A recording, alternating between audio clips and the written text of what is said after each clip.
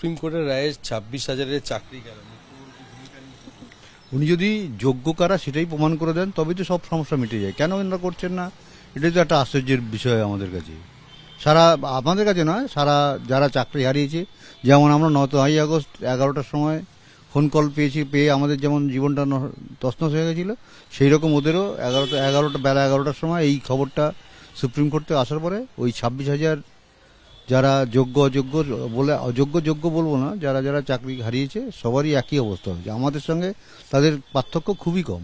যোগ্য প্রমাণ করে দিন, তাহলে তো সমস্যা প্রথম হাইকোর্টেই মিটে যেত। যোগ্য অযোগ্য প্রমাণ করার জন্যই তো পরীক্ষাটা হয়, মেধা তালিকাটা হয়। সেটা এখন আবার কেন পরীক্ষার পরে আলাদা করে যোগ্য অযোগ্য বাছাই করতে হচ্ছে, এটাই তো একটা দুর্নীতির বিষয়। কেন যোগ্য আলাদা করতে হবে? তার জন্য তো এসএসসি বসেছিল, এসএসসির সংগঠনই দুর্নীতির সঙ্গে যুক্ত।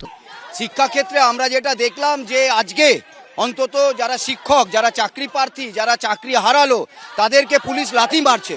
কিছুদিন আগে আমরা দেখেছি যে ওই যাদবপুরে আন্দোলনরত ছাত্রদের উপর দিয়ে শিক্ষামন্ত্রীর গাড়ি চলে গেছে এবং অভয়ার ক্ষেত্রে 8 মাস হয়ে গেল, এখনো পর্যন্ত সাপ্লিমেন্টারি চার্জশিট দিতে পারেনি। যে গতিতে তদন্ত এগোচ্ছে তাতে শামুকও লজ্জা পাবে।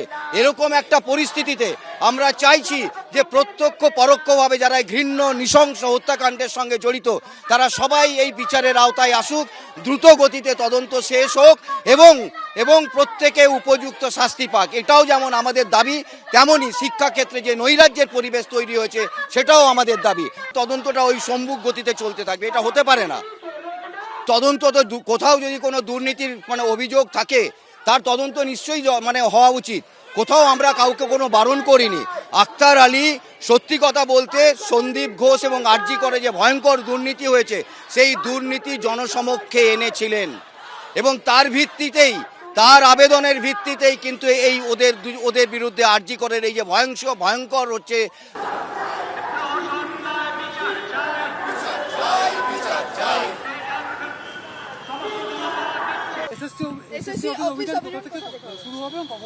এসএসসি অভিযানটা আমরা করুণাময়ী থেকে এসএসসি অফিস পর্যন্ত মিছিল করব।